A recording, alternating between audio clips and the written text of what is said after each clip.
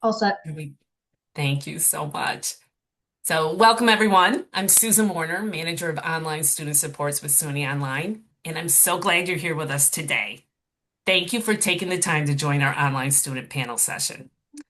We really want this hour to just feel like one big relaxed conversation. Everything we do at SUNY is built around helping students succeed, and one of the best ways to do that is by listening to our students. So this session is all about hearing directly from our online learners. What's working, what supports matter most, what they're juggling behind the scenes. And whether you're faculty, an instructional designer, an advisor, a student success professional, or a campus leader, we hope you walk away with a clearer picture of what online learners are experiencing day to day.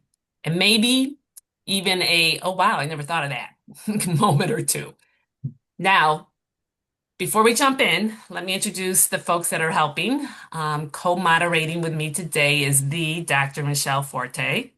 Yes, Forte, associate professor at SUNY Empire State University. Hi, Bubba. And keeping everything running smoothly in the chat is Lloyd Gross, online learning specialist at Genesee Community College. Now, if something a student says throughout this session sparks a question, please feel free to drop it right into the chat. Lloyd's going to be watching it closely, and we're going to try to weave in as many questions as we can throughout the presentation. And we are incredibly fortunate to have such a fantastic group of student panelists with us today. They come from different campuses, backgrounds, and even points in their academic journeys. And we're truly grateful that they're willing to share their experiences with us and take this time to be with us. And because, speaking of time, we have just an hour, we've asked panelists to keep the responses to about a minute. That'll help us hear from everyone and also help us to have time for as many of your questions as possible. And if Michele or I jump in here or there, it's just really to help us stay on track, not to interrupt, but to make sure every voice gets heard, including yours. We also encourage panelists to focus each response on maybe one or two key takeaways. And they're going to be using the raise the hand feature just so that the conversation stays smooth and doesn't really turn into a game of who unmutes fastest. So let's get started and let's meet our panelists. Cue the music. Please start, folks, by sharing your name, where you live, the SUNY institution you're attending, and your program or major. And I'm just going to kind of work around my screen. So I'm going to start with Cristina, and then Jay, I'm going to go to you, and then Zach, and then Candace. Cristina. All right. Hi, everyone. My name's Cristina Hodge. I am a senior at UAlbany, and I live in Saratoga Springs. My major is history, and my minor is in communications. Awesome. And Jay.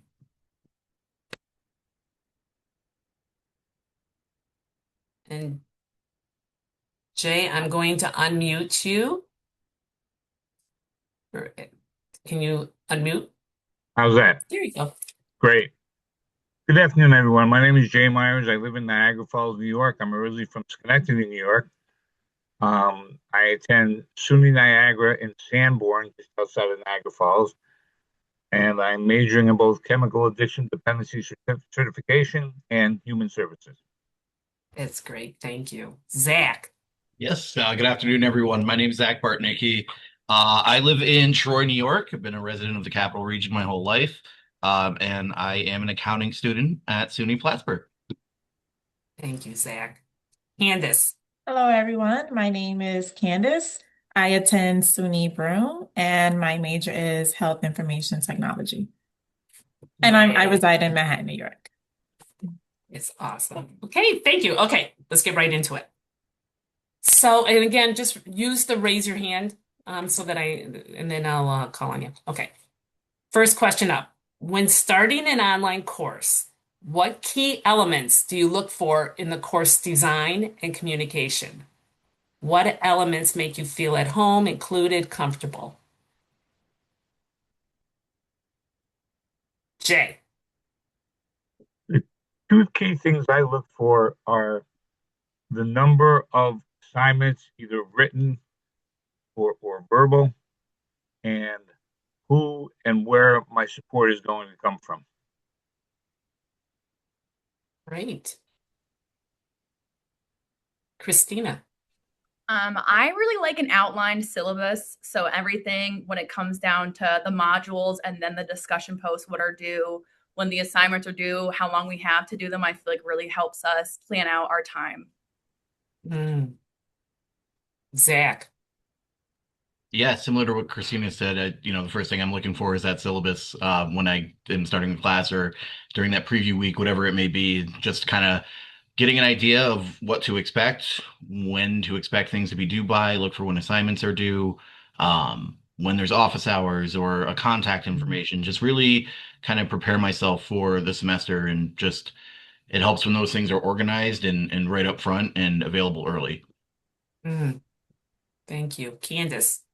Yeah, I really benefit from looking at the Meet Your Professor portion, office hours, and then I enjoy when they include a little background about themselves. Oh, that's nice. Okay, thank you. That's great. Hey, what assumptions did you make about your online instructor that turned out not to be true? Cristina. I thought that my professor only taught online courses, and that wasn't the case. He also had in-person courses and online courses, which I found interesting that he had to balance online work with in-person classes. Interesting. Jay. The incorrect assumption I made is that my instructor, despite his or her limited office hours, uh, would not be available other than that.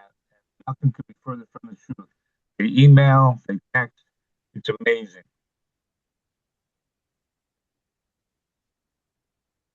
Candace.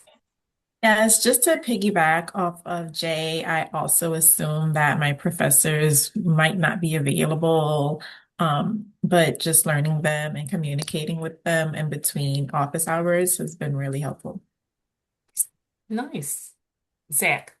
Yeah, I don't think I have anything other than what everyone's already said, but I was a transfer student from SNHU, which is only an online school pretty much. Well, I think they do have a brick and mortar, but it's very much known for being an online school. So yeah, I think just coming here and having professors that teach on campus and online was definitely a different expectation for me. But yeah, same thing, like just being available has been great. At anytime I've ever had to email for support, I've always gotten a quick answer and so that's always very helpful.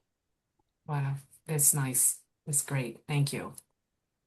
All right. What surprised you about learning online that you wish you had known sooner? Okay, Cristina. It's a good question. I feel like the flexibility that I've had, I work full time in the medical field. So it's nice that I get to go to work, do schoolwork when I'm on my lunch break, and then have the availability after when I work to do that as well. I think that's a nice thing.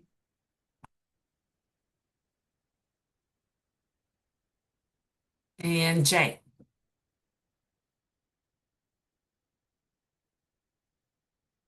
Jay, I think you're muted. I'm going to go to Candace and come back to you, okay? Candace. What surprised me was having to get that certificate of residency. Mm, That was a little bit of a shocker to me. And it was kind of something I did last minute because I really I didn't know much about it. And I think that's it for the most part. that's a great reminder. Thank you, Candace. Jay. Again, as I was saying, piggybacking on what Christina said, um, the flexibility and the availability to both work and do my schoolwork has been a tremendous help for me. Yeah, that's great. Zach. Yeah, what really surprised me, especially where I am now, just it's not I was expecting mainly to do a lot on my own, a lot of reading, a lot of the assignments, but a lot of professors do have like lecture videos, and I think I even had one that did like a Zoom on the first week just to kind of get to know everybody and actually talk like in person. So that was kind of cool, for me to at least kind of feel like, it's not just an online class. Like I'm still getting that lecture portion or that interaction with students that's not just over, a discussion board, every week. So yeah, I think that was surprising to me was just that there's a lot more of that than I was expecting. Great. Okay. So now think back to your first online learning experience. What would have made that easier? Candace. Yes, so thinking back to my first online learning experience, I wasn't very aware of how important Microsoft functions were, and to make sure that I had a laptop that can accommodate. So Mm, had I known that, I'm sure I would have been way more prepared. that's great. What did that, not knowing that, what did that look like for you? Like what happened? So I initially had a Chrome laptop, which did not accommodate a Google Chrome. It didn't accommodate Microsoft functions.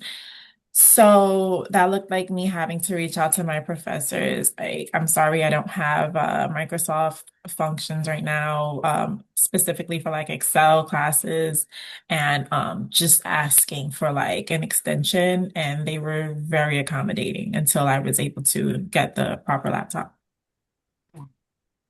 Okay. Zach.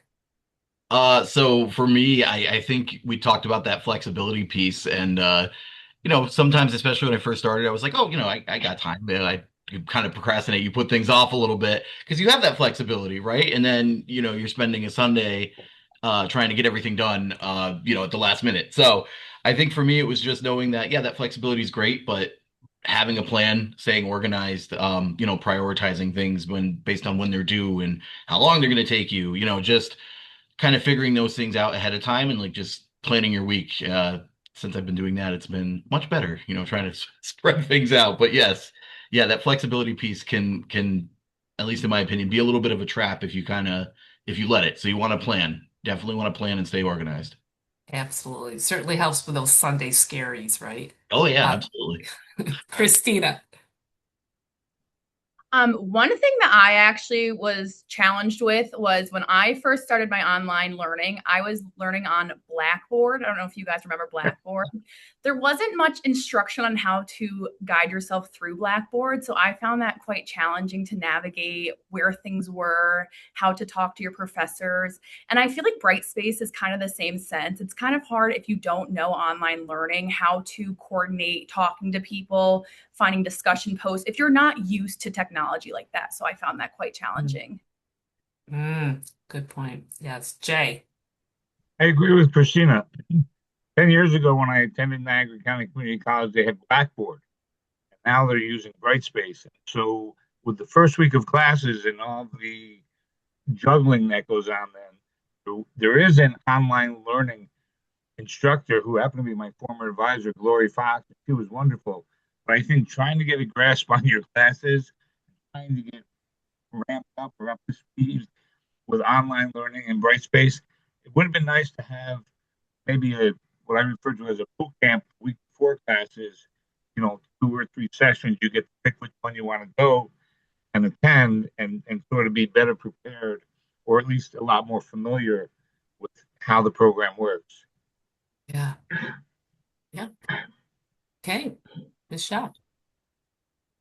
Just for the record, I think Zach, you said Sundays. I usually think I have more time to grade too. So I hear you.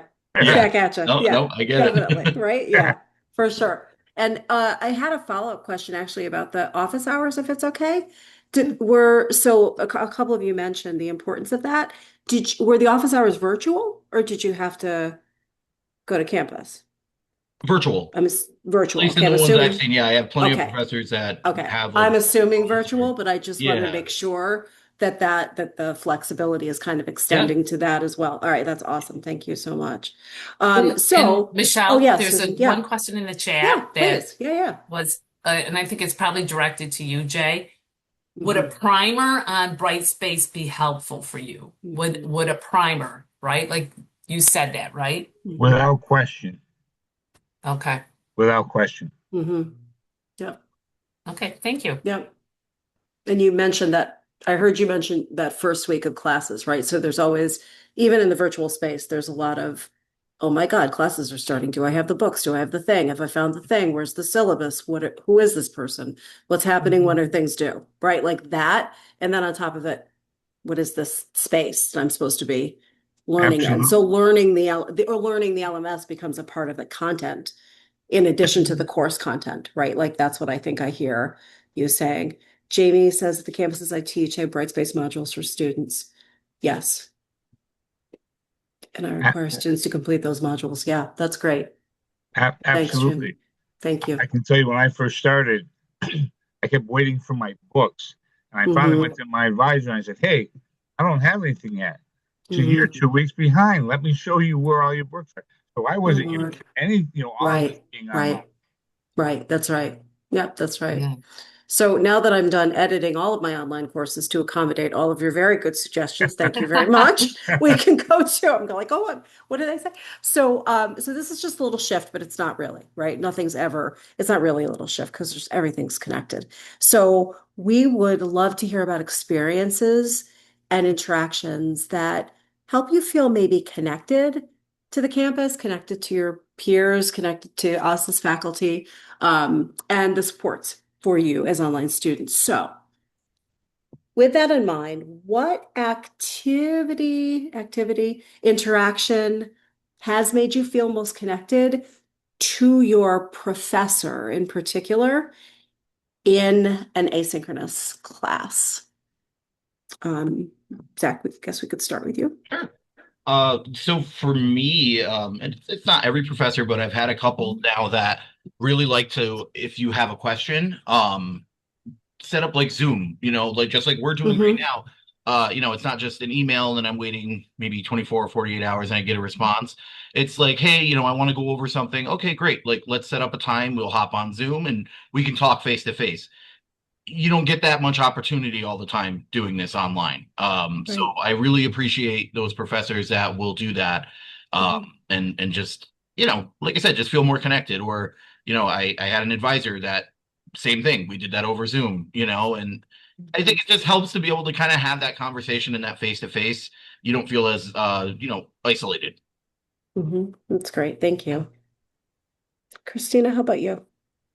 There were two things I wanted to say. The first one I would say is on like the beginning of the week, we do icebreakers. And I think the icebreaker challenges are really fun because not only do you get to know your professor, but you get to know your classmates as well. And I think it's nice that your professors also like respond to what you're saying. You guys can find common relations and things. And I also want to say I'm not really that outgoing. I know I seem like I am, but I'm actually very shy. So it's nice being online because I get the comfortability of like going to my professor instead of being in a huge class trying to raise your hand and like being scared that you're going to be wrong. It's nice to just your professor and just say, hey, I'm not really understanding this. And then like Zach said, they'll have a Zoom meeting with you or email you way. That's nice. Without the big audience. Yeah. Yep. And sometimes I handle that by saying, I received this question. I wonder if anybody else has the question, right? Like, so that's how to like kind of do that. And it also sends a message. It's okay to ask questions, right? Ask me questions, right? That's excellent. Thank you. Candace, how about you? Yeah, for my campus, we have discussion posts that we similar to the icebreakers, as Cristina said. In our discussion posts, we're able to talk a little bit about ourselves, introduce ourselves, where we're from, any hobbies we have, things that we like. And for me, I enjoy reading my other classmates, like where they're from, what they like to do, a little bit about themselves, their family. It definitely helps me to feel connected. Like, okay, I'm not the only student coming back after 10 plus years, to back to school. And as far as my professors go, definitely just reaching out and letting us know about office hours and trying to stay connected through the discussion posts as well. That's great. Thank you. And Jay, how about you? The one experience I had was being an older student, I saying to my professor, look, I'm not, I've been away from this for a while. I'm not really sure how much I can or should elaborate. And he's always been and remains very supportive and said, listen, use those 65 years as an experience and write about them. Don't worry about if you're Mhm. not going to be able to relate to some of the Mhm. younger students. So for me, that's made a huge difference. Right. Yep. Yeah, it gives a different sort of organizing perspective. That's Yep, great. That's really great. And value, right? It values you as a human because we're valuable. absolutely. Susan, I think I'm going to go to some of the questions in the chat. You're on mute. Sorry. Is that I okay? think Yeah. Lloyd raised her hand as well. She probably has a Oh, couple. okay. Yep. Go ahead. I was pointing out the questions in the chat. Because the one question seemed to relate immediately to what you were talking about. And just doing them in reverse order here. I have a few students who report feeling more pressure or shy or intimidated using video for office hours. Do any of you feel this way? And if yes, what is your preferred approach for communicating for help? Would it be live chat, non-video, or like a Teams chat or something along those lines, or some other idea? Mm. Cristina. That's a really good question. I have had professors just give me their personal phone number and I've called them that way. I think that's a great way to get involved in talking to your professor about classes. Email works great. Sometimes I get nervous video chatting them, but I have to realize that I see patients all day, every day. So I'm just another face to them as well. But yeah, I like Zoom meeting. I like calling people, or I like just traditional emailing. I like the paper thread as well, so I can always reference our conversation. Good. Candace? Just a phone call usually helps Candace, bring. can you talk just a little louder? I don't know if it's just me, but Oh, I'm sorry. Yeah, okay. a phone call definitely works for me. I am more on the introverted side as well. And I probably wouldn't be comfortable on a Zoom, right? But just being able to talk on the phone, um, the first time I reached out to a professor that way, I was definitely nervous and I'm kind of on the phone, just like, hi, my name is Candace. And I'm kind of like shaking, but it works for me. Thank you. Zach? Also would be a self-identified introvert. We have a panel full of introverts up here, I guess. But I same thing like professors that share their phone numbers and are open to text. Fantastic. It's a little faster than an email. It's familiar, it's comfortable.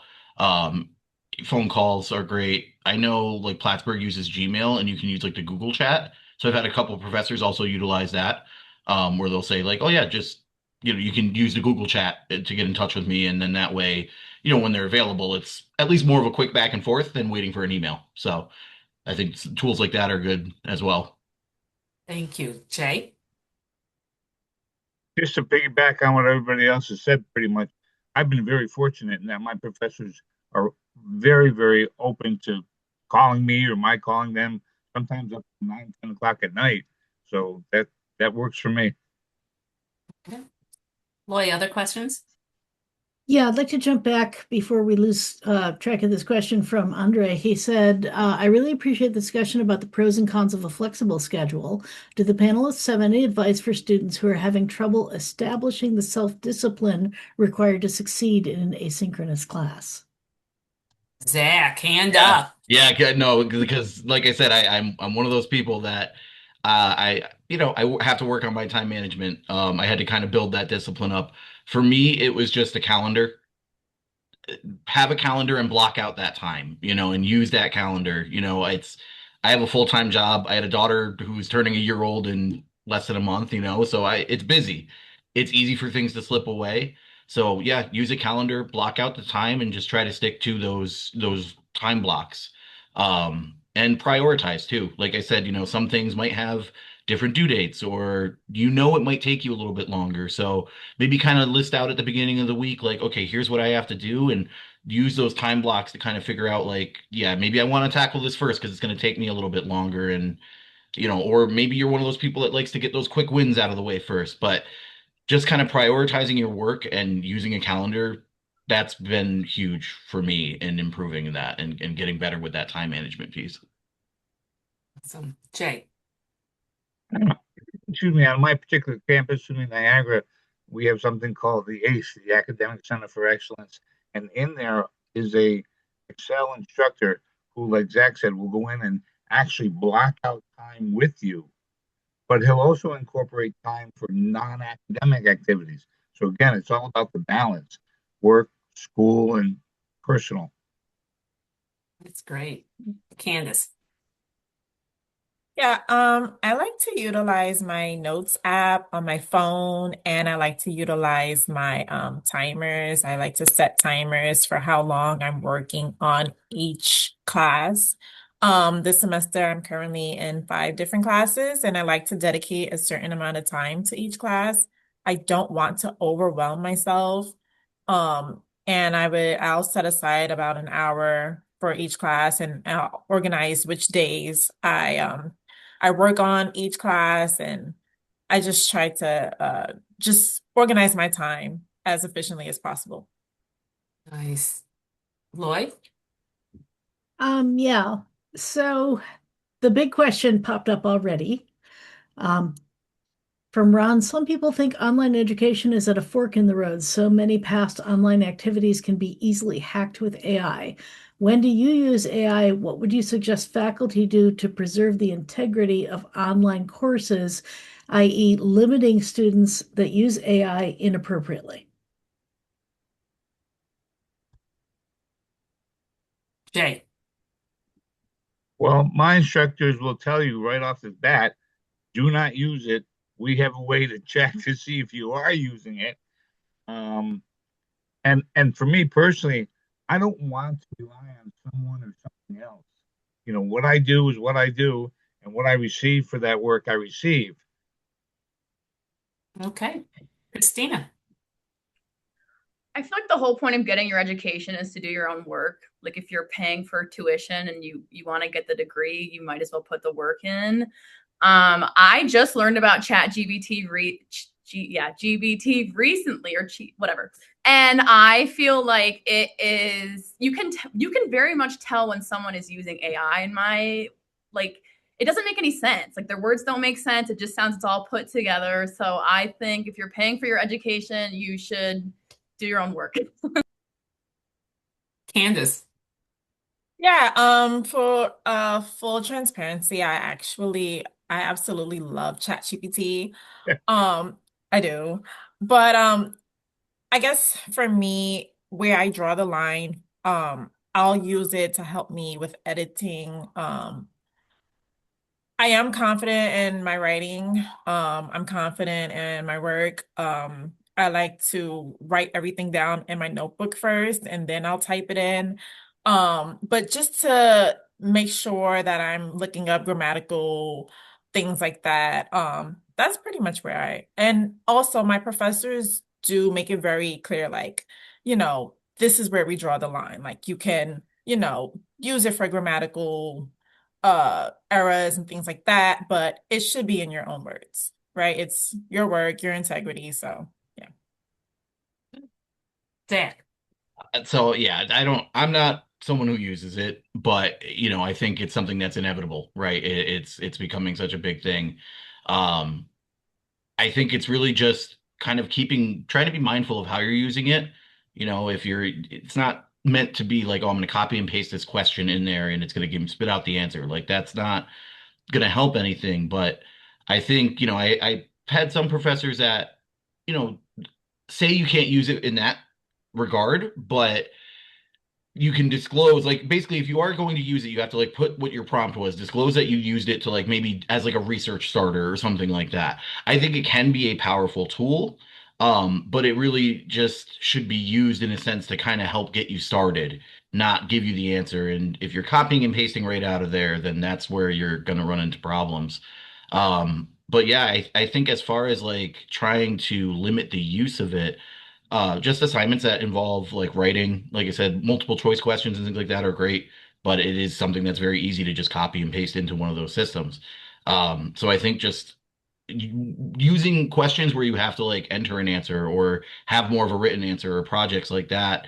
Um, I think it's harder to rely on that, and it kind of tries to encourage at least doing the work.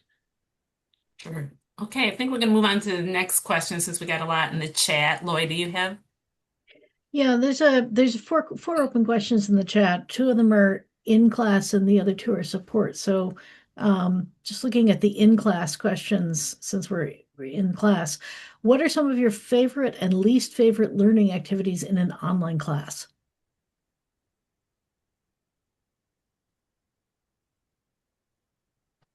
Cristina. I don't know if I would consider this a learning activity, but I find group projects on online learning extremely difficult.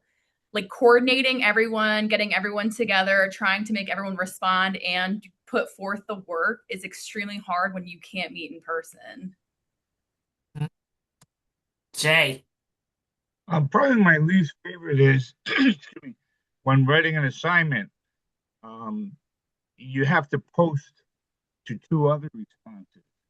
And sometimes there's, a myriad of great responses, and you're limited to just two. Personally, my fear is that someone's going to misinterpret my response, and it's going to create some potential friction. So I'm not real thrilled about that. I do it. Knock on wood, I haven't had any problems so far this year, but I can see where it would be a little uncomfortable. Thank you. Zach. So I favorite for me, I kind of mentioned it before. I love the lectures. There's the classes where you take time to make the videos and explain things and have like presentations. Those are great. Please keep doing those. But yeah, least favorite, I would probably say like discussion posts. I like them when the professors use them to actually encourage more discussion and conversation to engage with it.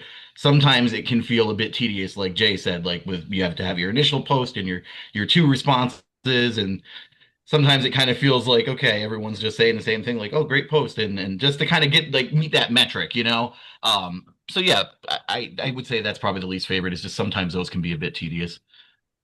Thank you. Candace. Yeah, I would say my favorite are the discussion posts. I personally benefit from like having that human connection or just, I guess, feeling like I have it. I work remote. Um, Most of the time I'm in like the house. So I really enjoy just like being able to just connect with people. That's nice. Lloyd? Michele, did you want to jump in? Yeah, That- so in transparency, I sent Loy a private message. Jay, to your point, well, I don't, because I tell everybody everything. Why not here?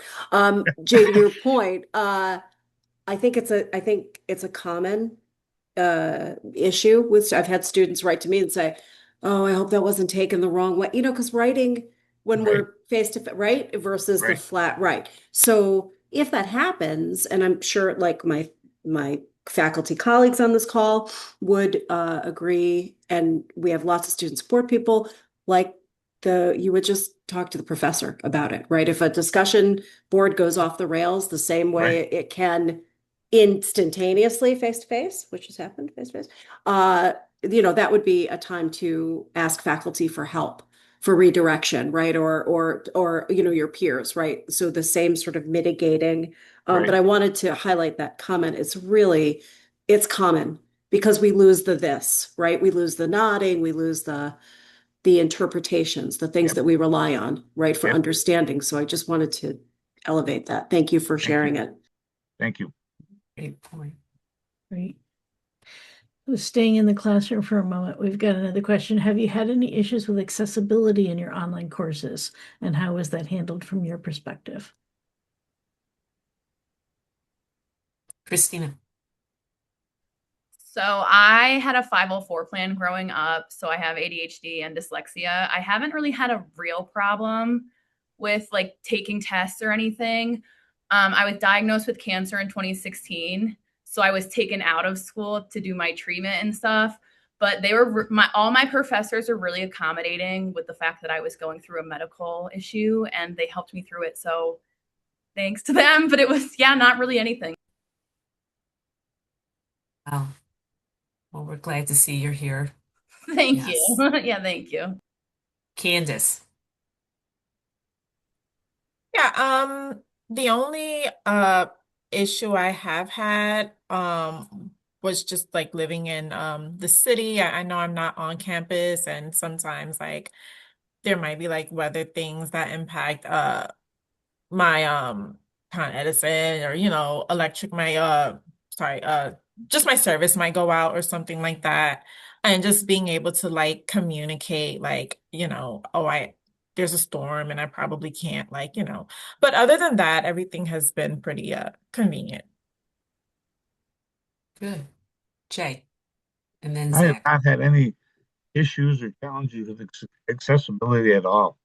Um, and then interestingly, at the beginning of each class, the professor makes you write a statement as to how you will handle any technical or accessibility challenges, because ultimately it's my responsibility to get the work done and submitted on time. So I've always found that very enjoyable. Zach. I think one thing that comes to mind for me is we talked a little while ago about like Brightspace and kind of acclimating to that platform. And I think it can be tricky sometimes with different professors and how they have their Brightspace laid out. Some of them are very helpful and it's easy to navigate the course. Some of them are very disorganized and it's hard to kind of find, okay, where am I supposed to go this week? And, there's things are here, things are here. There's different platforms. You're going to Pearson, you're going to, what is it? Cortex, I think is one, but for some of the textbooks, things like that. So, I think that can be tricky to navigate sometimes, especially if you're someone that, maybe is a little more, just struggles with technology and navigating those digital spaces. Yes. Thank you, There's Lloyd. actually kind of a follow-up question there that is way down, but let's lump these together. Do any of your professors use checklists or FAQ pages in your online course, and do you find them helpful? Jay.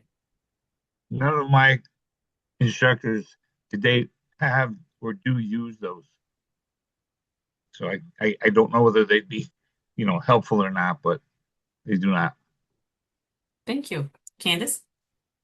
I will say that many of my professors use like a course schedule where they will like highlight what assignments are due, when they are due, and it's kind of like in the order in which they are due. And that definitely helps me to periodically go back and look at the course schedule and say, okay, like I have this coming up and I have this assignment coming up and this assignment due.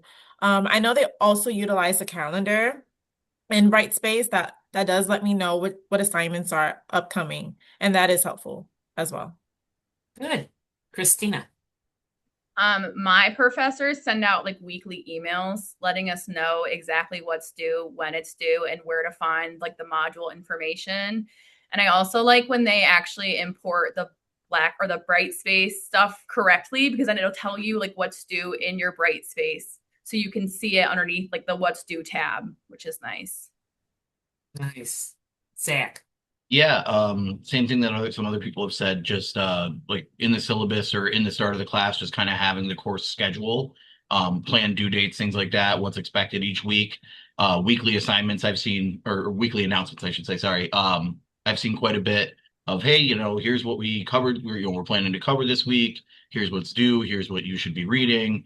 And as far as like FAQs go, I don't know if FAQ I've seen really, but I have had some professors where like after exams or quizzes, like they'll say, oh, hey, like these are some questions that came up, or hey, I noticed a lot of people got this wrong. Like, here's why. Like this is like a common mistake people make or something like that. So I've seen some like follow up things like that, as far as kind of trying to keep those in line.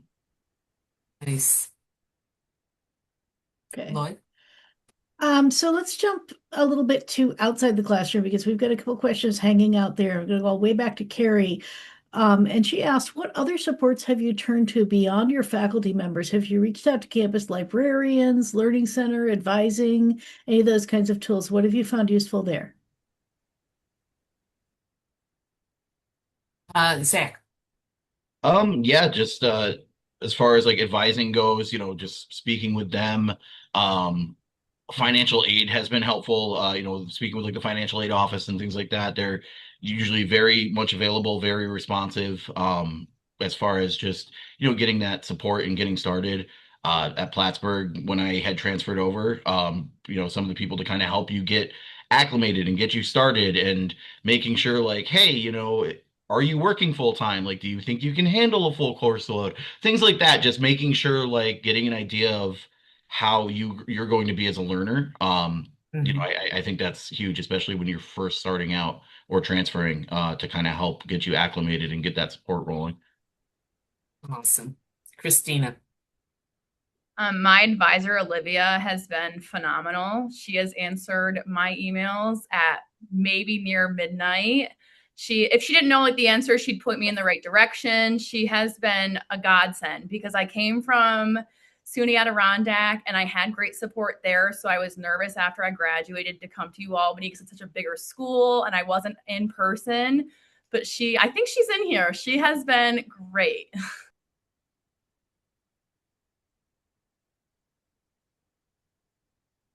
That's awesome. Candace. Yeah, one of the resources that I found helpful at my campus is the writing center. After I type up like a paper, I can kind of just like email them like, hey, can you guys just make sure like everything sounds good, everything looks good. Um, and of course, like other resources, I'm still learning. I don't really honestly know all of the resources available to me yet. So that is something that I do have to take it upon myself to reach out and just figure out like what else I can utilize. Great. Thank you. Jay. Again, the campus academic center for excellence has been wonderful. Their tutors are amazing. I've utilized my former advisor, Glory Fox. I've even been fortunate enough to use the department chair's administrative assistant who said, anything you need, come in here, we'll get it done for you. Awesome. Uh, Thank you. Okay, Lloyd. So jumping back a little bit, and Liam has a question. He says, thank you all for being here. How important to your online learning experience is feeling connected to your institution? Do you feel compelled to form connections with your fellow online classmates, professors, and advisors?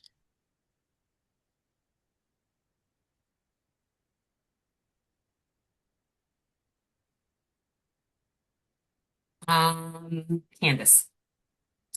Yes, so that is a really good question. I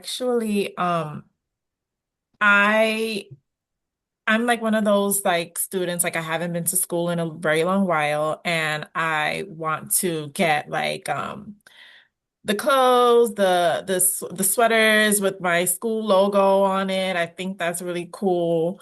And like just doing things like joining the honor society. Like I like to, do all of that stuff. And um yeah, so just like when they reach out to me, like, hey, like, you can join this society and you can do this, like um, even if I don't really know much about it, I'll educate myself. But like I said before, I love like that human connection and just being able to reach out to people and just form a connection with people who are in the same boat as me. Awesome. Jay. I don't know whether I feel compelled, but just between the interactions of the writings, I've formed connections with fellow students. With my professors is very important. Again, not to beat this drum to death, but being 65 and having been removed out of school for a while and not used to a whole lot of technology, they've been very, very helpful and very supportive. Um, I feel very compelled because when I was there 10 years ago, it was Niagara County Community College. And since it's now SUNY Niagara, there's just a sense of somehow the college has been raised up. whether it's standards, whether it's instructors. Um, so that's kind of cool for me. And just as a side note, I received an invitation today to join the National Honor Society, so I'm pretty psyched about that. Congrats. It's awesome. Thank Zach? Yeah, I again, yeah, I think it is important. It can kind of feel like you're just kind of going through the motions of online doing the work sometimes. So I think it's nice when, there's events that are on campus that they offer like a Zoom option for as well. Like, because, we don't have that advantage of maybe going to like a meet the firm day or something like that, or sometimes they have like career fairs, things like that, or just like presentations from a firm. So I think it's great when a lot of times like they try to have those on Zoom as well. So that way they're on campus, they're also online. We can feel like we can still be a part of those things when they come up. And also too, like you see some of the people that are on campus in the classroom, you can still talk to those people as well. So it does kind of feel like it's coming together more in this virtual space that, we are often in online and don't get that personal connection all the time. Thank you. Christina? I kind of agree with what everyone said. I also feel like things like this, asking to speak on a panel, is important for online students, or getting recognition from your professors or faculty members is important because it makes you feel connected to the universities. Not like you're just someone online, you matter to them. So it's nice. Boy, you want to answer the question about AI, ethics of AI? Yes, so let me go find it. The question, were you ever taught formally or informally about privacy and security dangers when using AI? And if so, who did you get that training from?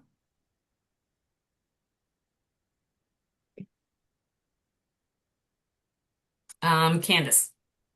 Yeah, I was never taught. I was never taught that. Yeah, so that's my answer. Jay? Like Candace, I was never taught, and for better or Mhm. worse, what I pick up in the media and what I see in print enough to make me stay away from it. Thank you. Zach? Yeah, no, same. I can't say I've really ever been formally taught about using AI or like privacy things. Just, obviously kind of research some stuff as it becomes available and it's becoming more widespread and just kind of learning about, just your data being out there and what it's being used for. But I think again, as it's becoming more prominent, maybe that's something that should be there, maybe a little more conversations around that or education around AI and how it should be used. I think that's probably something that is going to need to be a thing going forward, maybe. I think we might see that happening more, but I can't say that I have had any, formal education on it. No. Okay. Christina? Like everyone else, I have not had any education on the use of AI. And I agree with Zach. There is real danger. It is so still new to us. It's rapidly growing. So I think if we could talk about AI and the dangers of AI, because you don't really think of it as dangerous, but it is, if used incorrectly, not a good tool. Thank you, Christina. Good. All right, I'm just going to shift gears for a minute and I want to ask this question. What do you wish student support staff and faculty knew about online students?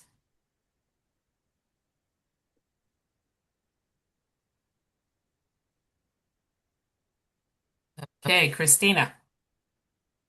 Um, we're hardworking people. I feel like I juggle, like I said, I work full time in the medical field, so I'm here at work currently on Zoom. It's a challenge. I know a lot of my professors understand that I work, but I don't know if they know exactly how much I have to do. And then on top of it, go home and, like everyone said, do discussion posts, like engage with our classmates. It's a lot of work. And sometimes I feel like there is deadlines that I can't quite meet, but there is an expectation that I do meet it. So it would be nice to have some leeway. Thank you. Zach. There we go. Yeah, no, I kind of agree with that too. I think most professors are pretty good about that and, a lot understand, I would say probably a lot of online students, maybe most are non-traditional learners, people who are older coming back to school who do have full-time jobs and families and things like that. So I think there are some that are still getting used to, teaching in this space. And yeah, same thing, just really kind of understanding that, you know, we are hardworking and we are trying to get everything done in time, but there are going to be circumstances that happen that maybe, a student going to the school in person may not have, because they may be focused on school full time, whereas this is competing with a lot of other things that are happening in real life too. So Thank you. Jay. I think there should be if you will, an interview process. I mean, I would have loved to sit down with whatever instructors I was going to have or currently have and say to me, have you ever taken an online course? How much do you know about online courses? Here are what the expectations are. Do you think you can meet them? Um, so far, so good, but it would have been nice to sort of been introduced to that before it all to be face on. So Jay, I got to thank you. You like just teed that up for me, right? So the previous presentation we had was about an online learning readiness assessment tool, the SASE, that SUNY has available for campuses to use, and we're currently doing a redesign of it and making it even better. So super excited about that, and couldn't ask for a better endorsement and plug. Thank you, Jay. Wonderful. Thank you. And Candace. For me, it would just be feeling more included. I often get like emails for these really cool programs or events that's happening, and then it's like, oh, it's happening at on this part of campus, and I'm nowhere near my campus. So like I would love to attend and I guess just like looking for that Zoom link in the email, just like double checking to make sure I didn't miss it. And it's like, oh, it's not there. So, I guess just feeling more included and like the cool stuff that happens. I appreciate that. I see Cristina nodding right along as you're talking. So yeah, thank you. Okay, Loy, I think you have two more questions, right? Yes, so we had a Brightspace question that popped up. So turning your attention back to thinking about Brightspace and navigating inside your courses. The question is, do you use the Brightspace tools in the nav bar, like the assignments, discussions, quizzes, or do you just follow the faculty navigation in the main content modules?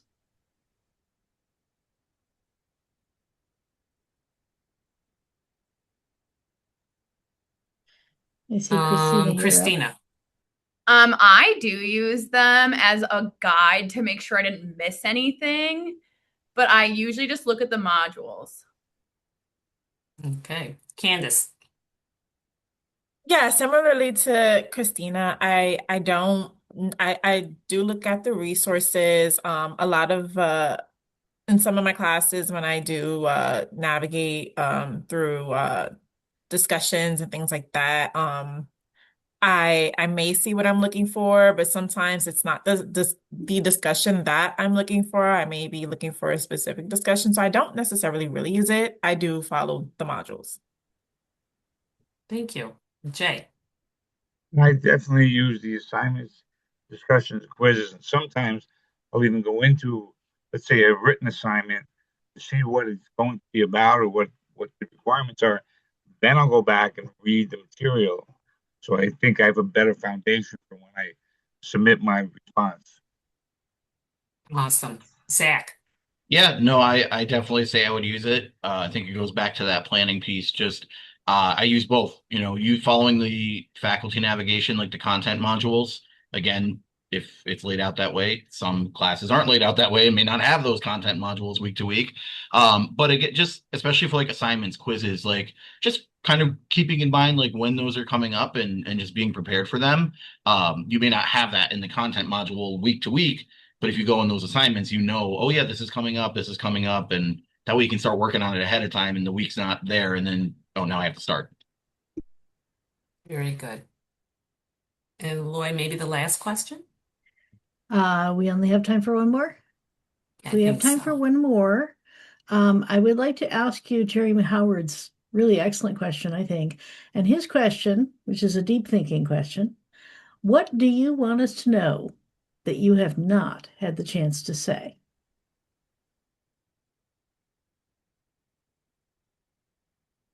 Was that for me, Susan? It's for all of you, and Okay. so you can just raise your hand when what do you want to, before we leave, is there anything else you would like to tell us? Okay, Candace. Firstly, I would like to thank you all for having me. I really enjoyed myself. I will say that just coming back to school after a long time, I was super nervous. I had to like refreshen up on like a lot of academic things that I forgot about from high school. Um, and yeah, I do enjoy that some of my professors kind of like incorporate like those little like, since this is a proper sentence structure and just little recaps. Um, Other than that though, I really enjoyed myself. Thank you, Candace. Zach? So yeah, kind of like Candace said, and a lot of us are going to be non-traditional students or students that are coming back after a long time. And maybe we went to a community college or a brick and mortar school, and now we're coming back to an online experience, and it's completely different. But I think just using the resources that are available, like we talked about, finding those, and really just trying to use them to help acclimate, plan, like I said, keep a calendar. But it really is a great experience, and I'm happy that I took the jump to do it, and push to get that degree that I never got. I think it's been amazing. And going back to that connection piece, just try to get involved where you can. Like Candace said, there's lots of stuff that happen on campus that unfortunately there's no way for us to get involved in. But I think there is plenty of people that are trying to do things for the online students. So when you see it, just try to get involved, try to get that connection to your school.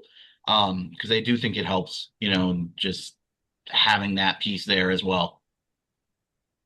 Thank you. Yeah. Jay? First of all, I'd like to thank everyone for this unbelievable opportunity. The things that I would say that you don't know about me is I decided at 65 years old to begin life all over again. So this is now going to be a new career for me. Um, and really, for anybody out there, just believe in yourself. Just believe in yourself. Don't get caught up in any academic competition. Don't worry about, you know, what the norm is for the day. Just believe in yourself. Do what you know you can do, and life will take care of it. Thank you, Jay. And Cristina? Like everyone said, thank you guys so much for the opportunity to speak because it makes online learners feel heard.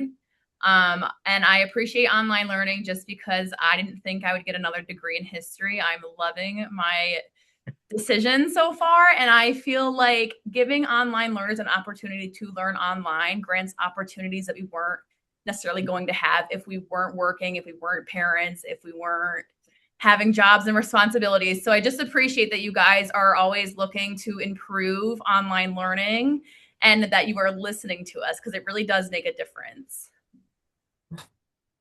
I hope That's you all are awesome. seeing all of the comments in the chat. Yes, ma'am. Yes. I think we should be thanking you.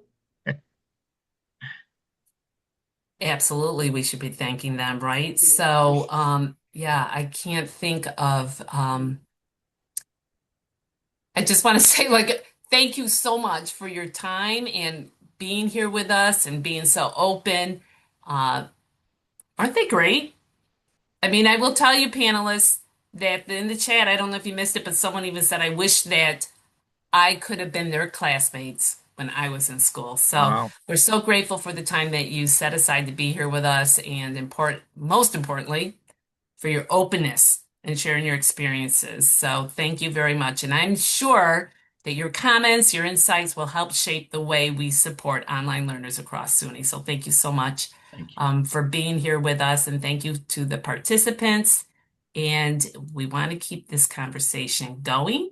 So we invite you over to the Summit Connect Companion Space and Bright Space. If you registered by February 16th, you now have access to this space. So We look forward to seeing you there and continuing the conversation. And just as a quick reminder, our next session, Supporting SUNY Learners Through System-Wide Innovation, begins at 4:15, and I hope we can see you there. Thanks. Thank you. Thank you, everyone. Oh, guys, thank you so much.